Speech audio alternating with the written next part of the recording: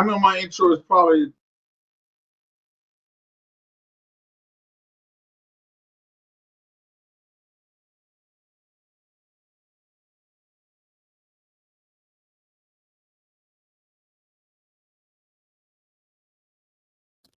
okay.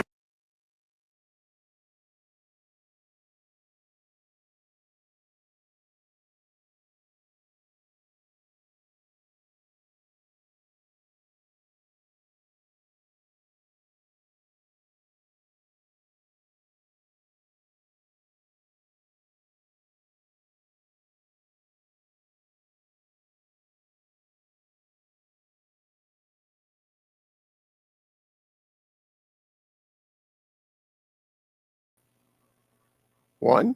There we go. There we go. There we go. I could hear you great without it. Then all of a sudden, when you went on, I couldn't hear you anymore. Yeah, my mic, you said it was kind of peeking out when it was coming in there. But anyway, ladies and gentlemen, boys and girls, y'all already can see what's happening. The market is sliding. Yesterday, when the market was ending, President Trump came on live and said that we're going to get into these, these trading wars. Essentially, we got all this type of stuff going on. It's just drama. We're getting rid of departments at the same time. We got unemployment. We got uncertainty. We got chaos going on around the market, in the market, everything that you know of. So, I had to come on here live and say, James, we got a lot going on here. First, let's talk about how did we get to this position of being unbalanced with trade?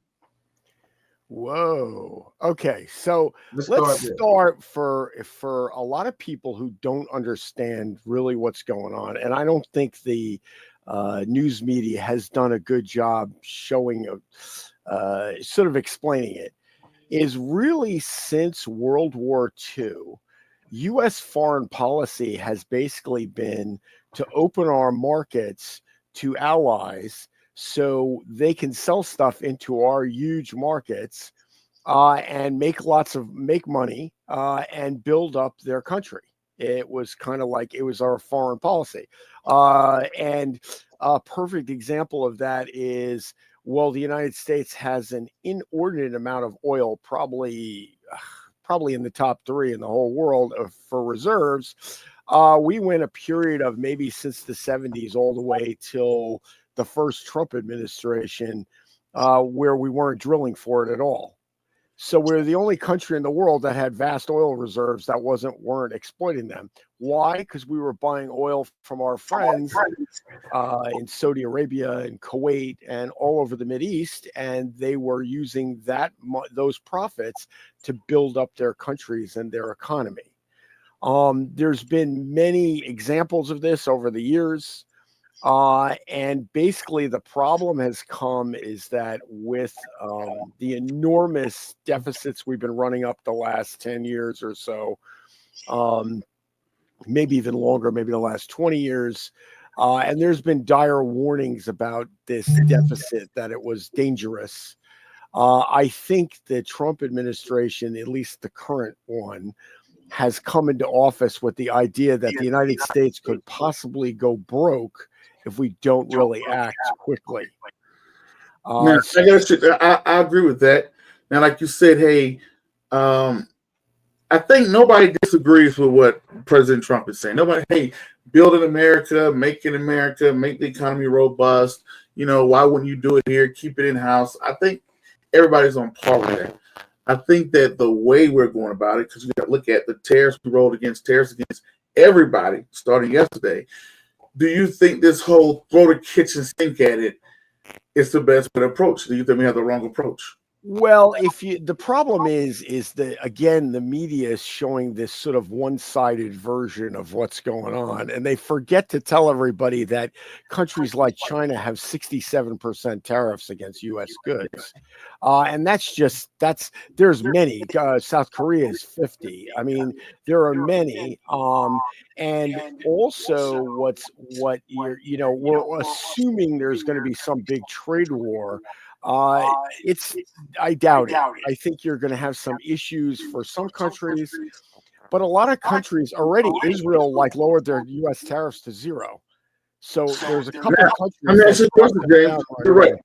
I did see that, but something I texted you earlier. I wanted to go back to what it was called. I'm gonna type this in here for our viewers too. People are referencing, when I was studying this and reaching out to this, going back to 1930. Right. The Smoot and Harley Acts. So let me type this in here so people can see this. The Smoot and Harley Act. 1929. We had the Great Depression. Everybody came in and said, "Hey, we want to change this. We want to change this economy, and we want to do tariffs to protect our people." 1929 happened. You saw everybody was pro-business, and we had this protectiveness policy. I think the proper word is protectiveness. We want to protect America, protect us. So we just said, hey, you know what? All those things that are being imported, tax them. And so people can, focus here. And this kind of extended the Great Depression. What do you have to say that to the Smoot and Harley? Well, let's start from the beginning. First of all, when the country first formed after the Revolutionary War, the first Secretary of Treasury, Alexander Hamilton, did not believe in income tax or corporate taxes. All the tax revenue was garnered by duties on foreign goods getting shipped into the country. That actually was the case until 1913, when the U.S. Congress finally passed the Federal Reserve Act, which created income tax and made it a permanent feature of our lives. So there's always been duties. The issue is how big are they and how small are they? Now, a lot of people refer to Smoot-Hartley or Hawley, I guess is the way to say it, because it was put in 1930. The Great Depression was sort of already underway, and that kind of drove things down, made it worse. There were a lot of other stuff going on as well, and I think to single out that particular act is really unfair. And I'll give you a perfect example. In 1922, the U.S. Congress passed a huge increase in tariffs. The Foytlin and McConnell? Yeah, Foytlin-McConnell Act or whatever it was called. I don't know if I'm pronouncing it right. That was 1922. Yeah. And we had a huge economic boom in the 1920s. A huge increase in taxes like that did not lead to the same results as the second time. Now, I think that the current administration is looking, one, to equalize the playing field. And what has particularly happened, I guess, really most. I think people refer to Smoot and Harley Tariff Act of 1930 because the language we heard yesterday, what President Trump was saying, was kind of that language you was hearing rather the Great Depression, where it was like, hey, let's build here, let's put Detroit back to work. Well, if you look in the 20s, that's what you got. That was the age of Henry Ford and all that kind of stuff. I mean, the U.S. was a production marvel in that era, and probably the prior 30 years up to them, we were the lead industrial country in the world, and we were growing like a weed. B-Land says, Brent, do you still like Uber? Of course. Yes, of course. Haven't changed the course on that. Right now, everybody's down. Right. You're gonna see that. Yeah. Sometimes there's these huge events that will shake everybody, because this is a reordering of the whole global economy. This is, a lot of people were talking, we talked about this a little bit before the last time I was on, about what a lot of people called the Great Reset. And people were thinking this was going to be a global one government. I would say a lot of people thought it was going to be a global one government socialist utopia. However, I believe that because of AI, Trump is the Great Reset, and the Great Reset is going to be a global free market for everybody, with smaller governments doing much more work because of AI, and governments being far more productive than they are now.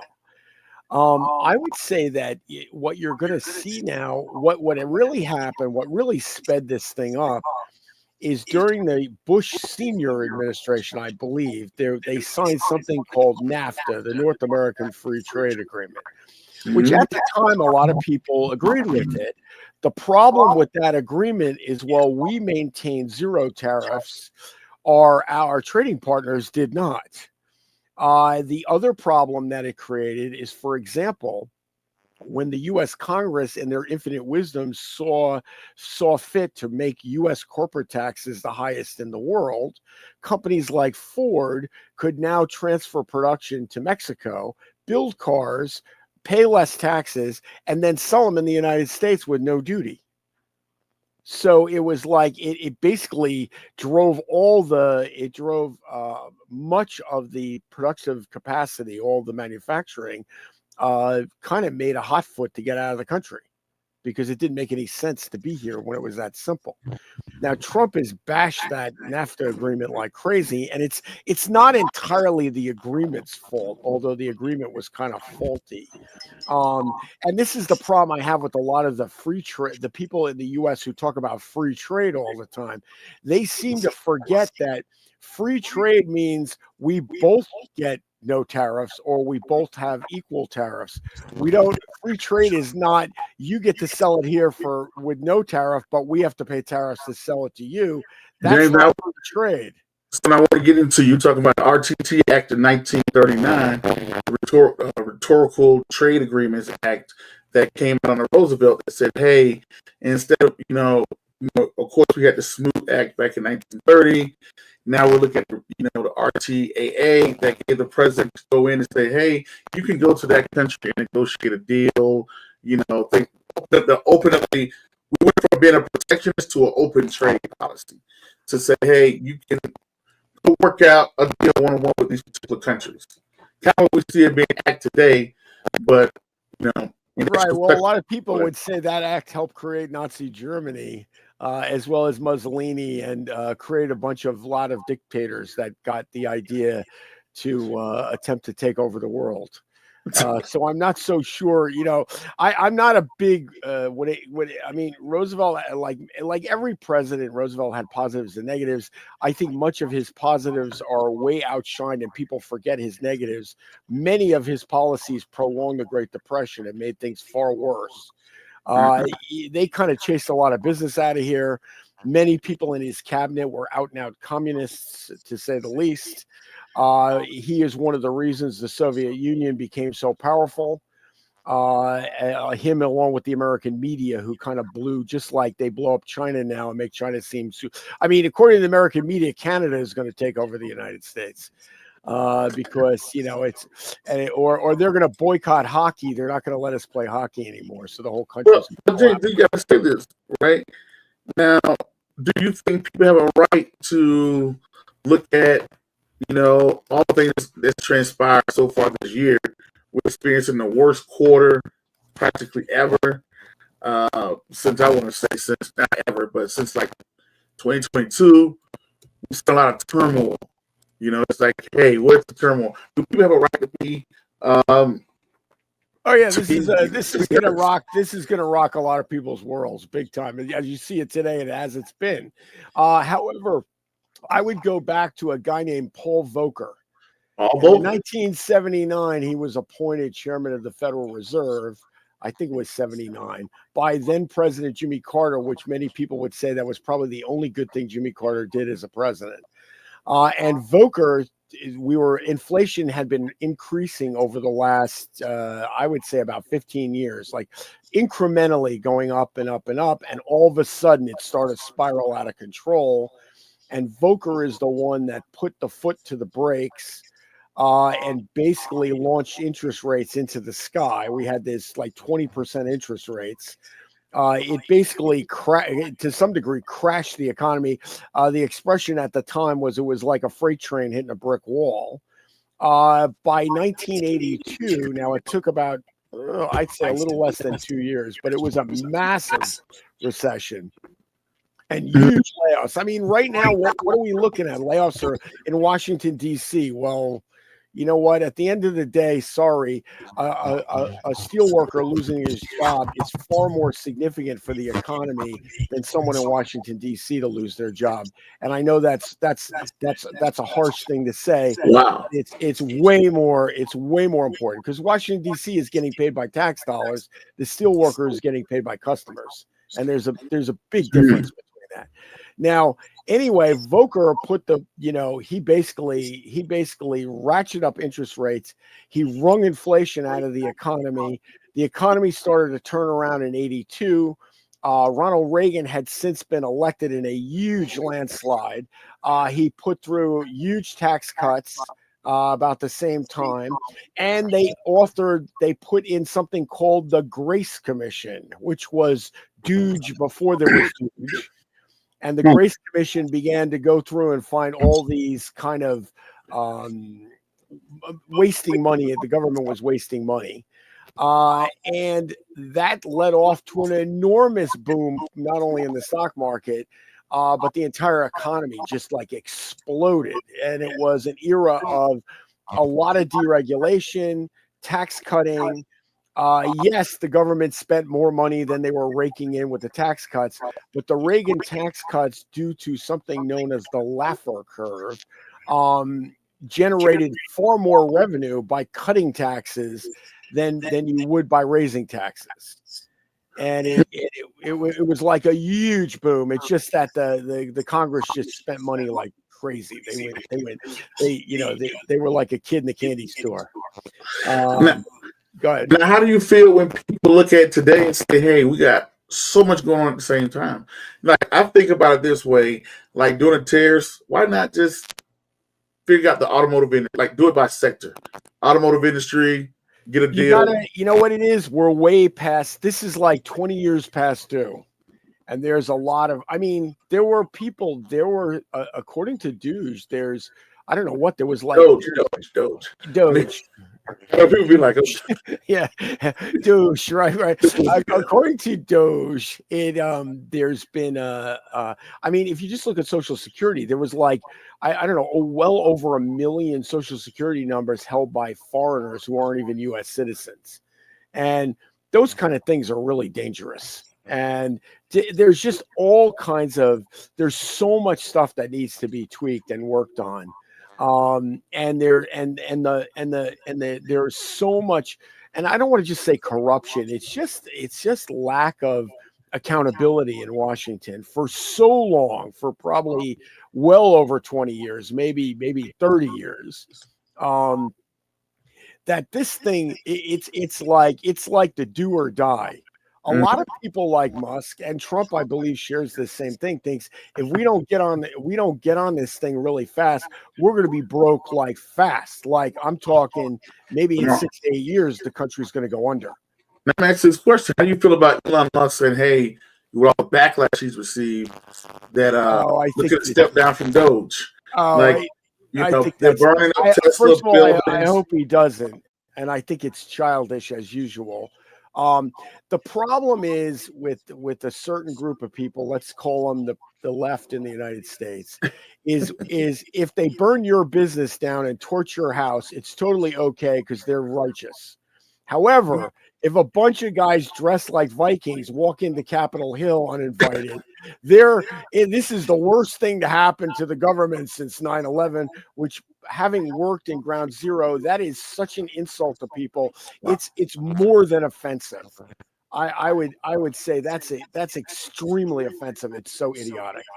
I think that I hope that Musk hangs on because he's doing a great job. I know it's really tough. I think he was expecting it to be bad, but maybe not this bad. I think the reality with Tesla and most of the Musk companies is like I use Starlink. You're on Starlink right now. That's a Musk company. You got SpaceX.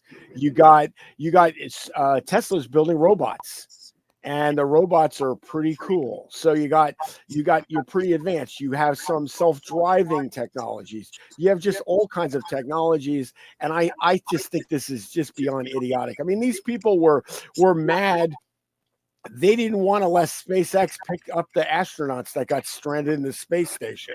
They were trying to delay it. I mean, this is where you got to start thinking to yourself, oh, sorry. This is worse than criticism. This is not just criticism or protest. This is lunacy. This is beyond the pale lunacy. And a lot of them. The piggyback on that, James. You know, if you're the CEO of the company, and I'm going to invest into your company, and you get into this political landscape that I didn't know you were going to get into, and then now it has a direct effect on my company, my shares, and you know, right. Tesla's a big component of the NASDAQ. That's your choice to sell the stock or not. And often you'll find successful companies always get involved in politics, whether they like it or not. They get dragged in. Public. Look at what happened with Walmart. Walmart used to be the right of the right and waving the flag and everything, and the left pounded it, and they caved. A lot of over time, and now they're like everything's made in China. And well, hold on, wait. Let me ask you a question now. You say, hey, the left pounded them and made them. The left pounded them and they caved. Now, someone on the left may say, hey, maybe they saw the light. What do you have to say to that? Well, they'll I'm sure they're going to say that. I mean, either way, it's like a lot of these companies, they just break under the pressure. And the problem is they forget who their customers are. See, if you're a shareholder and you complain, that's your right. And you're a customer and you complain, that's your right. But a lot of times they cave to people who are not their customers to begin with. Now, Musk's biggest problem was what? The left were the biggest buyers, I think, of all the Tesla. They were big promoters of electric cars. They thought this was the sort of the panacea to cure climate change. So your customer base was kind of left of center, and now you kind of switched where you suddenly, in my mind, you've seen the light and you've embraced the fiscal responsibility and realized that we're in really big trouble.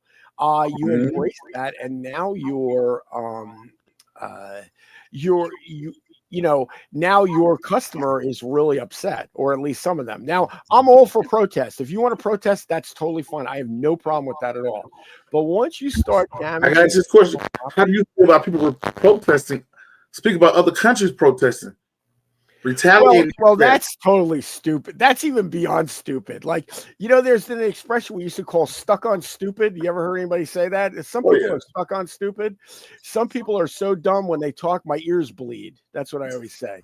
And I do think, even though jellyfish lived 650 million years and didn't have a brain, I don't think that works for people. You really need to plug your brain in. Some of these people, I think what they're looking for is somebody to blame sort of the shortfalls in their own life on. So people who don't like Trump or don't like Bush or don't like Biden or go crazy, I could say you don't like I wasn't a fan of Biden. I wasn't a fan of Obama.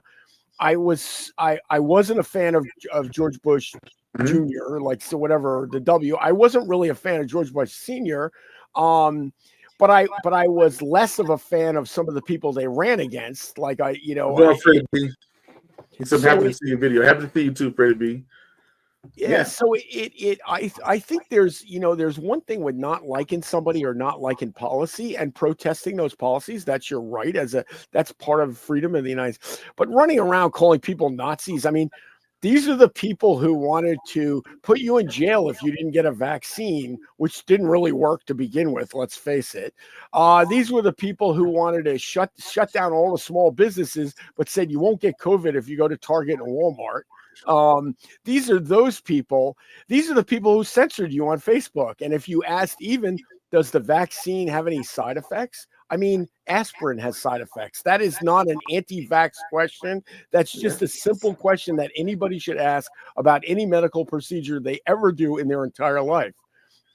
Now, not only that, before you kill the whole other side and stuff that, I want to bring it back to the center. All right. And to say, how do you feel about what happened in, 1930, the countries retaliating? Like, hey, countries retaliating and turn it into a trade war. You're gonna see some of that. The problem is with retaliation is they're already taxing all our stuff coming in. So what are they going to do? They're going to raise it from 67% to 75%. It's not going to make any difference. We're not really, you know what I mean? Like it's not going to. That's a media invented thing because the media is pretending that they're not taxing us, but they are. And now I will say that I would agree on that. Since this whole tariff talk started and doing research and looking into things, right. I will acknowledge and say that I have noticed that I did not know other countries had so many tariffs on us. So looking at they never report it. They only report the one side. They never report the right. Yeah, I was like, wow, all these countries already got. But doing research and data, it was how we got to this unbalanced point was at one time America decided to, after post World War II, we're going to lower our tariffs. We're going to. Well, we wanted to open our markets. It was a way, say you were Saudi Arabia, and we wanted to build up Saudi Arabia. Well, instead of foreign aid, which is expensive and very ineffectual by measuring it, it doesn't really work. It's hard to measure. If we just say, hey, we're going to buy all our oil from you, your oil industry will build up. It will spend money in its own country and start to do things and you'll get hotels built and people will buy cars and people will go shopping and supermarkets will be built and stuff like that. And all those things will happen because you're able to sell your oil into the United States with really very minimal tariffs. We've opened our markets. That's really in some way it makes sense. However, it's just now we have where the whole world is kind of on our dole here. Now you're 100% right, but we thought, hey, we're going to open up our markets, open trade policy, open up our markets, and people are going to buy and consume, and it's going to be great for our economy. But we didn't get that same love back. Right, exactly. Other people didn't turn around and say, also, a lot of them couldn't do it for a long time. But now, if you go to a city like you go to Dubai or something like that, clearly people in Dubai can buy whatever they want. Period. And it I think what's happened is Trump said, okay, we lifted the world for the last 50 years. We played this game or whatever since World War II, whatever more than 50 years, 80 years. And now it's time to rebalance this thing because now we're doing this for everybody in the whole world. If we were doing it for one or two countries, it would be fine. But now we're doing it for all of South America, all of North America, all of Europe, all of Asia. Oh God, hold on. What is that? James, I want to ask you that question. Why not do it one at a time? Well, you're looking for impact, and then you'd have more time for people to slow stuff down. This is, you're a football guy. Why do you blitz? Right? You get why do you have a safety blitz? That's really scary. Right? Mm-hmm. If you were around the 70s, you missed out, but the Oakland Raiders had guys like Jack Tatum and they would hit people and they wouldn't get back up. That was it. They were down for the count. Let's walk this down. Right. I think it's, I want to title this section Politics. Let's see, politics versus policies. Right? That's only if I could spell correctly, but that's why I got spell checked. Versus policy. That's why I never want to spelling bee. But let's take a look at this policy versus politics. Right. I think it's a tactic. This is my opinion. Let me know what you think. I think that President Trump is going out there saying, hey, look at all these people that got tariffs against us. We're going to have a rhetorical tariff to say, hey, you charge us 60%. We're going to throw 25% on you. Because reading the whitehouse.gov, we went to the whitehouse.gov, reading the documents. They said they tried to talk to everybody and say, hey, let's even this out. Nobody was interested. So he said, okay, well, we're going to tariff you back. And if we tariff you back, is that going to be significant enough to bring people to the table? What do you think? I think what you're going to see is some people are going to jump. They're going to like Israel right away. Now, Israel has kind of a link to the United States. A lot of people would tell you if Americans didn't support Israel, it would just collapse. So, and Israel makes a lot of defense technology. So they want to make sure they can sell that in America, like as much as possible. And they also probably need to buy American goods as much as possible because they're kind of isolated. I want to say, he got a comment. He said about why do we blitz? He should be asking me that. That's what Alan Williams said over there on YouTube. Yep. But yeah. So now I think we're using the policy to play politics. Right. So I think what you're going to see is all of a sudden you're going to see some of the countries are going to say, hey, wait a minute. We don't have that much of a tariff on them anyway. So let's just drop it to zero and then they'll give us a reciprocal zero. Trump said reciprocal tariffs. So, and so you're going to drop it. So if say Israel, and there was somebody else also, there was another country, which I can't remember offhand, said they were going to drop all U.S. tariffs. And so you may find that those countries, when they start to benefit from that, or they benefit from some kind of more even-handed deal with the United States, that will encourage other people to jump on board. Like I said, what are they going to do in Europe? They're going to raise tariffs to 100% from 95%. I mean, a lot of those countries are already hitting us with 50%, 45% tariffs. It's like there's really no place for them to go. And we're still only hitting them up with like 25% or whatever. I'm not really. And that's what I was thinking, James. Like, if we go in and say, "Oh, 25," do they really even care? Because I think it's not about raising the tariff so we can make money. Mm-hmm. It's I'm just trying to say, hey, can we balance this out? Because let's walk me through it. Let's say we're selling apples in India, and they put 10% tariff. So when apples get to India, a $1 apple is now $1.10 over in India. And if they come back to Toronto and say, hey, we're going to tariff you, let's say what we're already paying, is it significant enough to make people think, oh, let's get to the table tomorrow morning, Monday morning, get Trump on the phone? Or is it just... Well, I think to some degree, the U.S. still represents a huge market for a lot of this stuff, and for a lot of things, cars, for electronics, for all kinds of stuff.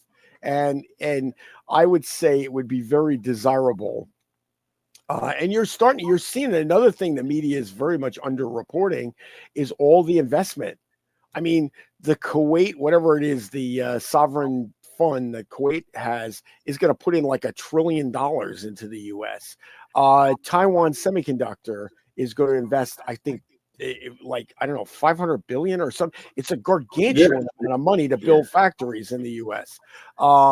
There's, I think Sony I may be wrong, but I think Sony said also there's a lot of money flying into the U.S. now that wouldn't have been there otherwise. And I think you're going to see that. I mean, the old Chrysler, which now has a new name, it's Stella, whatever it is.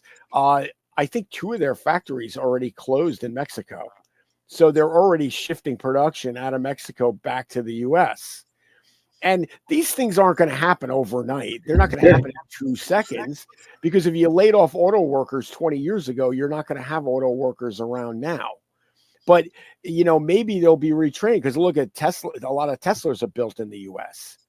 and they have those huge gigafactories there. And and I think there's going to be kind of a re-engineering of the whole industrial process, kind of like also in the 80s, who re-engineered the industrial process were the Japanese. Mm-hmm. They realized there were certain flaws in the way American mass production was done. And they capitalized on that, and then they kind of outcompeted us for a while. And so now we're kind of the underdog. And I think a lot of people when I read the media, they write like I said, like they think Canada is going to take over the United States. Like, really? Like some of these countries, they only exist because we opened our markets. I remember I used to work with a guy. He was an intern. He was from Guyana. And he used to laugh and say, if the United States would open its markets to Guyana would be a bigger economy than Japan. He would always make fun and say that was why, because they could sell cars into the U.S. They got a deal, and that was a way to rebuild the Japanese economy after World War II. And speaking of that, open up the markets with all these tariffs is going on. Are we opening up the doors to the Chinese economy? Maybe people will just go to China now. They're already manufacturing. They've been in manufacturing capital for so long now. Like, do we? Yes, we have. Are we ready? Do we have the infrastructure? No, that's what's going to take a while. It's going to. We probably have more. So, do you think we are being a little bit premature? No, you gotta. This is trial by fire. You gotta. The only way this is going to get done is you just gotta jump. Like when you look at the pool and you think it's going to be too cold, and you dip your foot in and it takes forever, and then you chicken out and you go back and sit down. If you just jump in, you're wet, and that's it. That's what's going on. We're just going right for it. And I think that, first of all, China has other major problems because they spooked investors by becoming more of a dictatorship. The teeth came out in the government, and they started to try to, they started to clamp down on a lot of personal freedoms that they had been allowing people to have. And that scared away a lot of investment big time. I mean, that I don't know if they're going to come back from that. It's like that's going to take a really long time to come back from. And you got to remember, they have a gargantuan population. So you're still, despite their growth, you're still in a position where, hey, if everybody in China had to buy one car, like if every family had one car, how many more cars you got to sell just to get to that level? You got a lot of internal demand in China that's still got to be met. So they could be focused on themselves for a long time and just be busy with that. Okay. Other countries coming back, like Japan, is already, I think, starting to make some. It was already happening before this. I've noticed they've become much more active all of a sudden.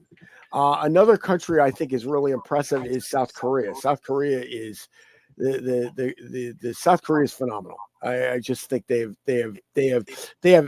out Japanese the Japanese. They have kind of outdone everybody. And I also think, don't underestimate the creativity part of it. In the U.S., not only do we have a lot of people that have like a heavy work ethic, but we also have a lot of super creative people. So if you look in Asia, what do? A lot of times their success comes by really copying other stuff that's already been being produced. Like if you look at Lexuses and stuff like that, they're nice cars, but what did they copy? BMWs and Mercedes and things like that, right? They're not really they don't originate a lot of stuff. And and this is no knock, it's just the way they do stuff. And they don't, in the US, we have the ability to originate and produce at the same time. It's very unique. We also have the ability to sit down and say, hey, these people are, they're not like my people. They look like all this. And I hate to use that word diversity because I think it's like a scammy word to use, but we're used to all this. I'm used to working with people that might not agree with everything I say. And I'm used to working with people from different backgrounds and different economic classes and all kinds of stuff. And that's a very American thing. We don't really, if we're trying to do something, we're not really worried about who your mother is or what school you went to. We're just trying to build that house. And I think it's a uniquely American thing that we often underestimate. We don't, if you go anywhere else in the world, and despite the bad, the media always is busy attacking the US, but if you go anywhere else in the world, there's not that flexibility. In the US, you can fail hundreds of times and come right back and maybe even be president. And Abraham Lincoln or other people have failed quite frequently.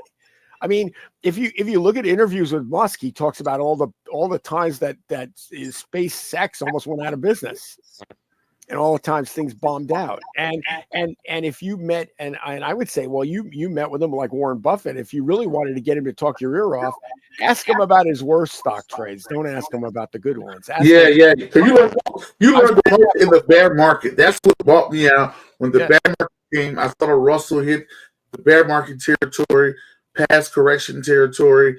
So this is when everybody wants to tune in. If you're tuning, all the people that are tuning in live now, if you want to drop in the comments, tell me where you're from.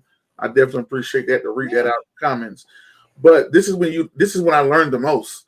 This is when I talk to you the most. This is where you learn about investing. And I would say for a lot of particularly newer investors and younger people who are trying to get started, this is a huge opportunity, like buying opportunity. It may not pay off tomorrow, and it may go lower than it is now.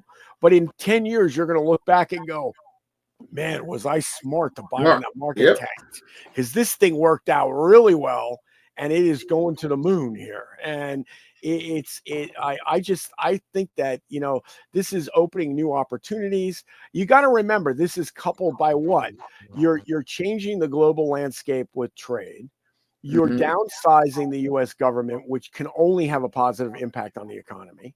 And you have all this technological revolution all at one time. You have AI, you have robotics, you have space, you just have so much stuff at once. I mean, I was excited. We had the .com and cell phones at the same time. Now you have there's so many things I can't even name them that are like, I would say, and I didn't even mention like blockchain and like, which a lot of people, all that crypto stuff, like I didn't even mention that. So like, there's just a lot of under the surface. There's a lot of very positive trends. And what do you think is next? Now that we have all this turmoil and chaos, we got tariffs, we got layoffs, it's going to start we got inflation. I think what you're going to, first of all, inflation is already dropping somewhat significantly. And if you look at some of the real numbers, it's even lower than it was a couple of months ago. Look at egg prices, how much they came down. I mean, they're still way overpriced, but they've come down significantly, and they're probably going to come down more. I think at first you may have bump ups, like temporary bump ups, because as production shifts back to the US, it may be more expensive temporarily. But then you got all these guys like Musk sitting around. I mean, do you realize Musk and NVIDIA together built a like a huge data center in like I think in less like 3 weeks, under 3 weeks, they built a data center that normally takes 2 years to build. I mean, you have people out there that can bring to bear a lot of know-how.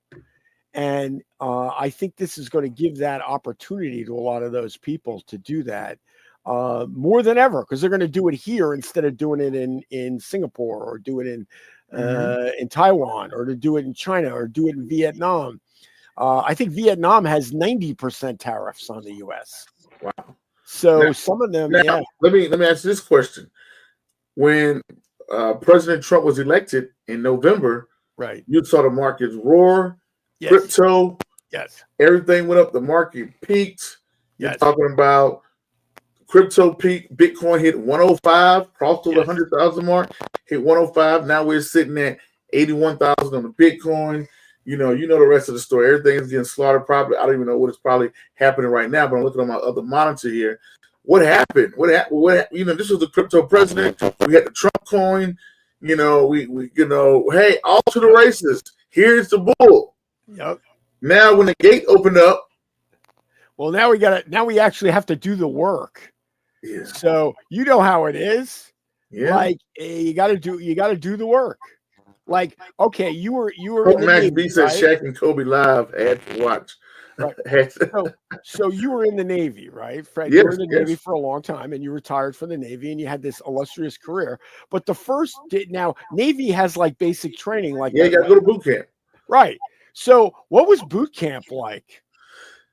Definitely would like to go. We're in boot camp right now. We went back to boot camp because we got to get ourselves. Okay, I like that analogy. You're like, hey, we got to clear the runway, right? We got to clear the runway. So, we went to boot camp in the Navy. I think it's like 2 months, 2.5 months, something like that. It's usually about 2.5 months people spend going through basic and all this, prep P days and stuff like that. So how long do you think people were going to give President Trump to get it together? Oh, I think the media doesn't give him any room, but I think a lot of people are. From what I see, most of the people who voted for him think they should go harder and faster. They want to see more layoffs in Washington, not less. They want them to speed it up. Have these people been watching their 401ks?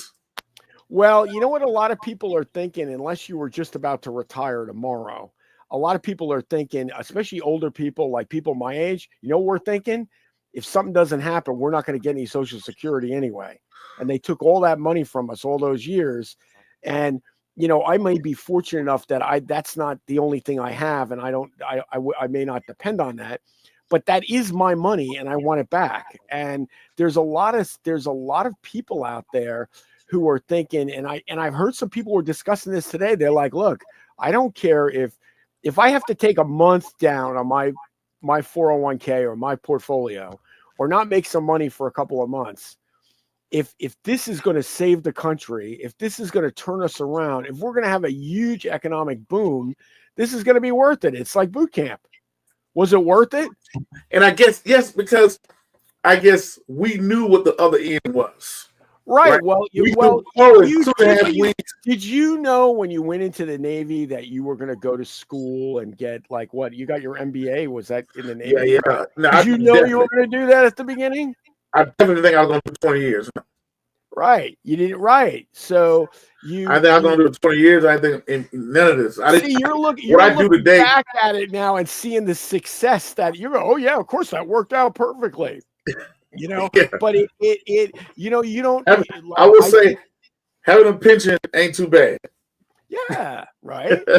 I remember my mother was a retired school teacher, and that was the thing she harped about. That was one of the reasons she was a school teacher, because they got a really big pension, and she got this giant pension when she retired. And that was her. She was like proud of it. It was like, I worked for this my whole life. I have my pension. And that's to her, that was like her meaning. Like she was a teacher, but this pension proved that she paid her dues. She put in her time. She worked, she did whatever she had to do. And I just think we, you know, there, because of the internet, we have this like instantaneous gratification thing going on all the time. But I think we're going to, you know, we may be in for it. I mean, Volcker was like 2 years almost, maybe a year and a half. It was one of the worst recessions probably ever.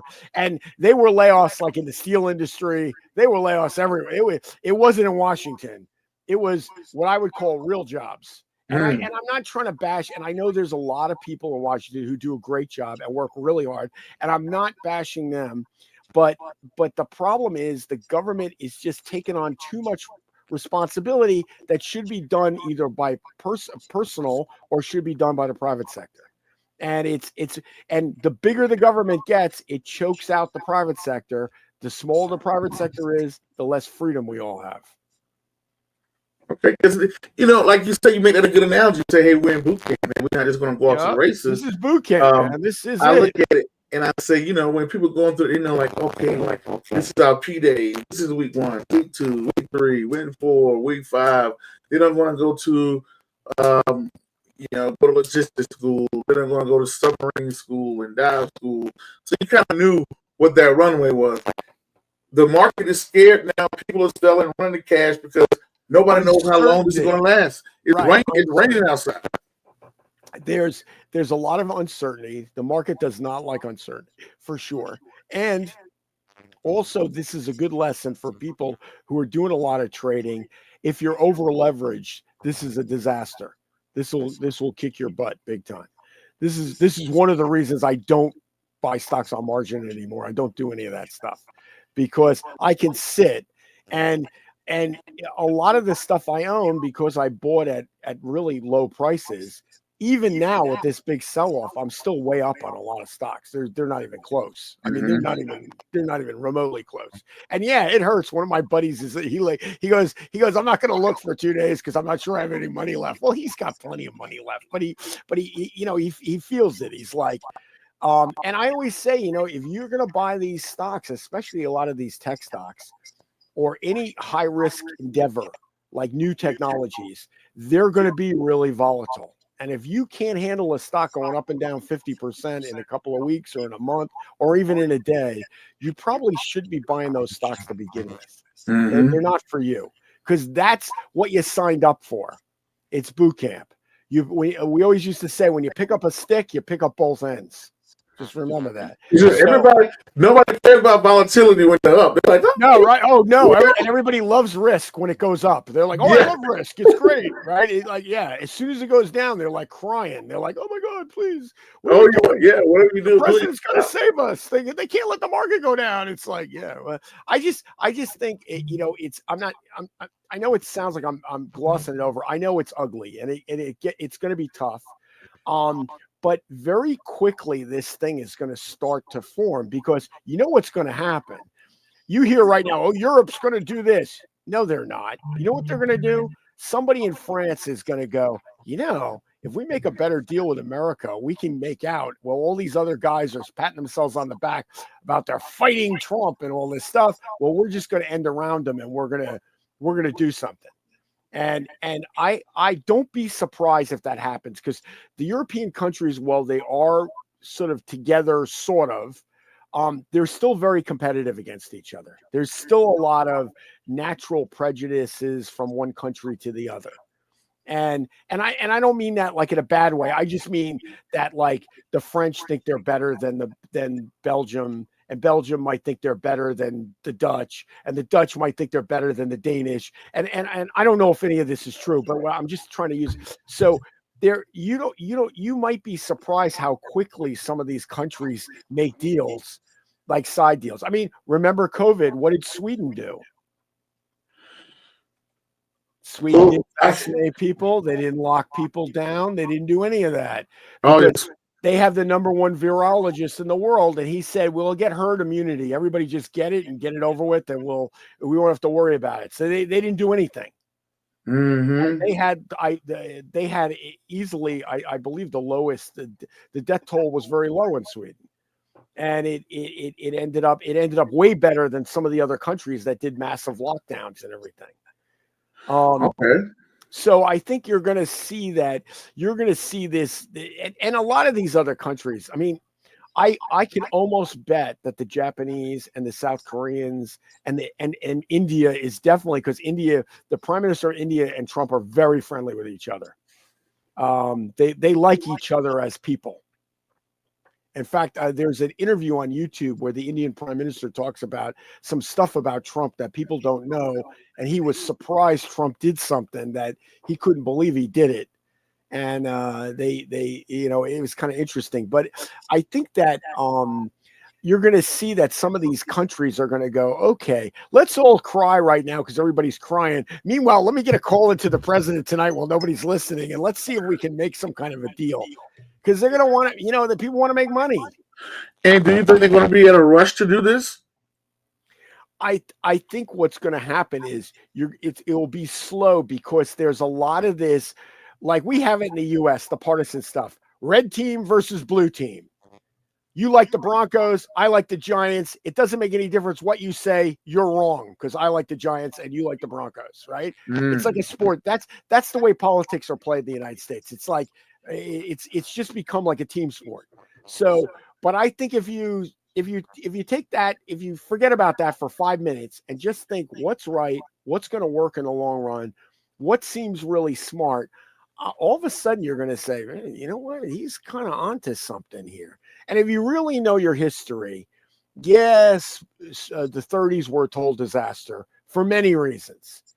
And of course, the trade agreement that Smoot-Hawley gets kind of blamed for everything, but they did a lot of other stupid stuff. You also forget they raised taxes.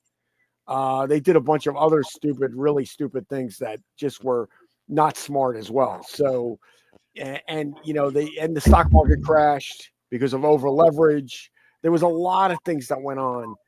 It wasn't just that. And I think. Now let me ask you this, James. I know that you're a right guy, you're a Trump guy, this is a guy. Yeah, probably. Is there anything Trump can do to make you get worried? Oh, I'm worried now. I'm worried about everything. I'm like, no, maybe this is not going to work. But you know what? You invited me onto your show. I'm not going to tell people like, oh, you know what? I'm scared to death. So I'm like, that's why I bought a boat so I can get out of here if this thing goes sideways, right? That's now, were you worried pre-election? I was more worried before the election. I was terrified. You were terrified before the election. Yeah, I thought the country was going into a really bad. It was getting worse and worse, and I'm old enough to remember when it was a lot better. So you're saying now with Trump, are you more worried or you're less worried? No, I'm actually way less worried. I'm just concerned how this is going to play out, and I'm worried about. You pointed out, will he have the time to do it? Like, are people just going to get their patience is going to run? Because Volcker got. I mean, they were like burning effigies in front of the Federal Reserve during the 80s, the early 80s. It was really ugly. They were going crazy. There were farm protests. Farmers drove tractors all to Washington. They blocked all the streets. There was all kinds of crazy stuff that went on. And Volcker hung in there. Congress was calling to have him to get him fired or have him resign. There was all kinds of stuff, and he just hung in there.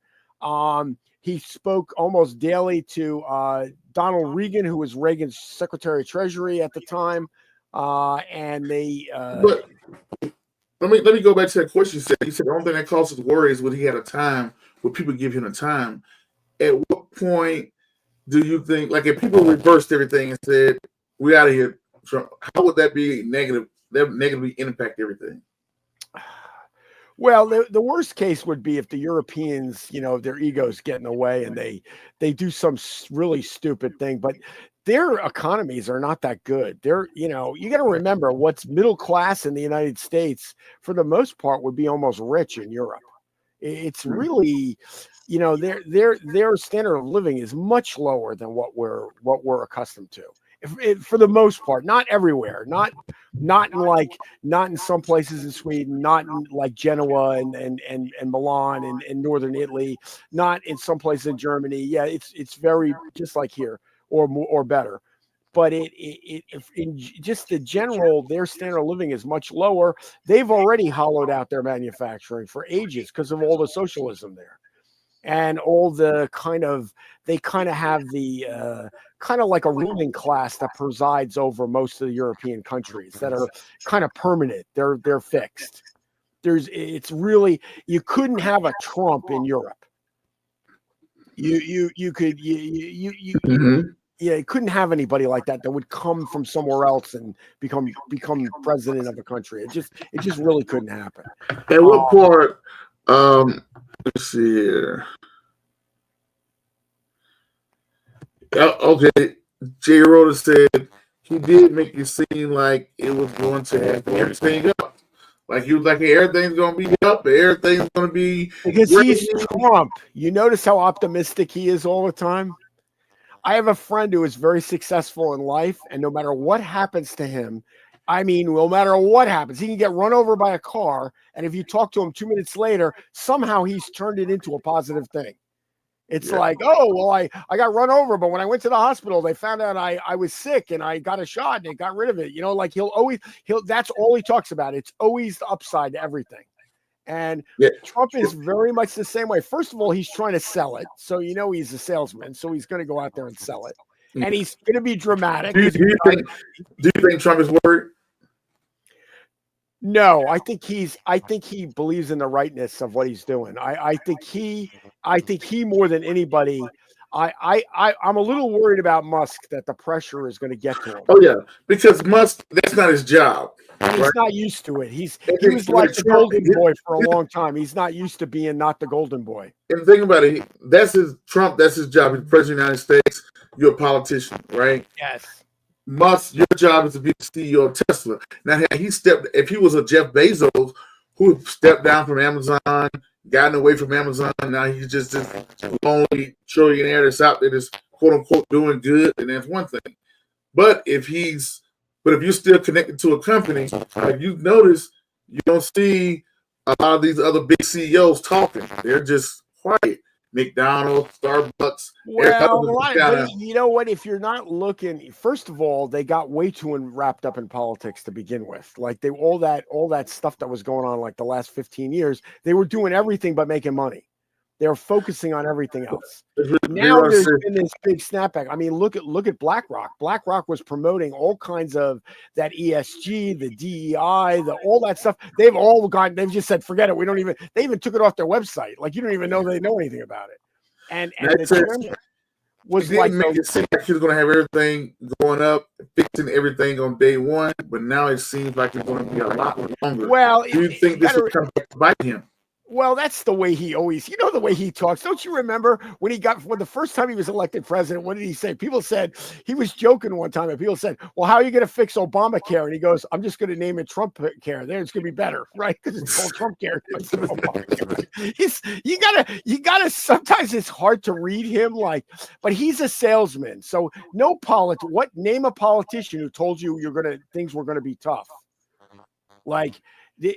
Unless they try to guilt trip you, like a lot of people have gotten suckered into the idea that somehow raising taxes is a good thing.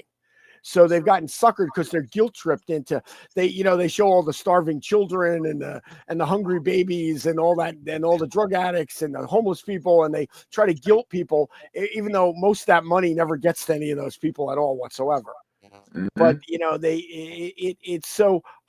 Trump's given a sales pitch. I think it would be unrealistic to think he would fix things that fast. I mean, you can't sort of work your way out of something that in a couple of months that it took you 30 or 40 years to get yourself into. It takes a while. It's gonna, and there's been a lot more success than you're hearing, especially with all this big investment from all these foreign countries and all these huge companies that are coming in here. There's enormous amount of investment that nobody's talking about. It's like unprecedented in U.S. history to have all these foreign countries and companies coming in here. Even all the big drug companies now are like investing like crazy in the United States.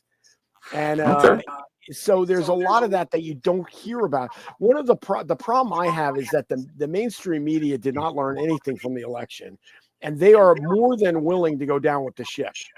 And I would say by the end of this 4 years, what constitutes mainstream media in the United States is going to be totally different. There's not going to be any more of these. I would say CNN and MSNBC, they're going to be, I doubt they're going to survive. Wow. I think television news is over with. I think most of the like NBC World News and all that stuff is going to disappear. You'll have local news. Yes. The local big news. National backs. Yeah, people need to know when they're going to do when the tolls are going up on the highway or whatever. But I want to say this before we run out of here, right? Okay. Now they're saying that Bitcoin could drop to 71,000. This is a bear market. Y'all going to get bad news. Stocks to be Bitcoin has done this before. Especially people who own crypto should be really used to this by now. If you're fooling around with crypto and you're crying about this, you're definitely invested in the wrong thing. You should be way used to this by now. Because don't you remember when Bitcoin, how much it ran up at the beginning, and then it was bombed out for like 5 years? It didn't do anything. Yeah. And then it rocketed back off again now because of Trump and a lot of other stuff. The XRP ruling, I think, was a really big thing. There's been a bunch of other stuff going on. I think the underpinnings are really positive for technology and for business right now. You're getting more deregulation. You're getting more than even deregulation. You're getting less duplication of regulation. You have the same two different agencies, regulating the same thing. You don't need that. You need one agency to do it. Now, you need to be clear. Go ahead. Now, I do want to get running out of here. But what is it that you want to leave the audience before you get out of here today? Oh, well, I would say, it's getting beat up. Use this as an opportunity to hone your financial acumen. This is financial literacy month. There's a guy right across from me, right there, Mr. Prince, and he is probably the go-to guy for financial literacy. His whole life is about learning financial literacy. That's what he's all about. So he's the guy. I would recommend, if you have kids, to buy his Wesley books. And he didn't pay me to do this. I'm doing this on my own.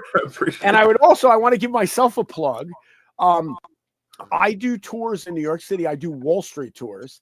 And this is a perfect time to come and visit New York. You can find me. I have a Facebook page called Unofficial Wall Street. You can go right on there and email me, and we can figure out, we can book a tour, and we can do private. We can make a deal. We'll figure it out. You want to do it, I will figure out how to get you to do it. We will figure it out. And all you, if you just, especially if you watch this show, if you saw me on Prince, if you say that, we'll definitely figure it out. So so I think you should use down markets as an opportunity to gather knowledge, because this is like staring at the screen all day long when it's going down is going to make you crazy. Yeah. And all the crazy stuff that's going to go on maybe the next month, I don't know. I have a feeling this thing is going to switch a lot faster than you think. And I think also now we know what we're in for. Trump said, I don't know. We had Liberation Day yesterday. I'm not feeling very liberated right now. Well, the thing is what do we know? We know he's going to do a cross-border reciprocal tariff, period. And we know that if people raise our tariffs, he's going to jack the tariffs up even more on them.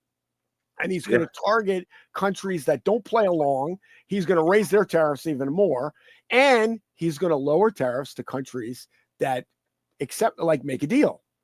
And so he's going to work it out. And I think, I think what I'm more worried about is Trump's own party, the Republicans, getting weak knees, because it seems like the only people who watch CNN are people who work in Washington. Nobody else watches CNN. Nobody watches MSNBC. Just people who live in Washington, and they might, and for lack of a better word, they may take the fake news way too seriously, and they need to not do that. And I would say from the Republican base, they are courting disaster if they buckle under the pressure here. If they gotta grow, they gotta man up, as we used to say, big time. Okay. Well, James, as always, it's great and great to see you. Great to hear the knowledge. Everybody, thank y'all for tuning in. All the people that catch the playback before. We're going to keep as the drama unfolds in the Trump presidency office. I mean, it's only been one quarter, but it's been the worst quarter.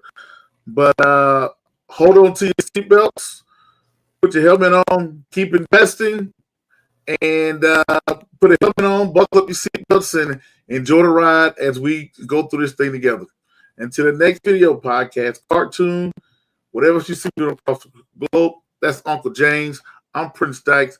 Peace. Be safe. I'm out. Thank you.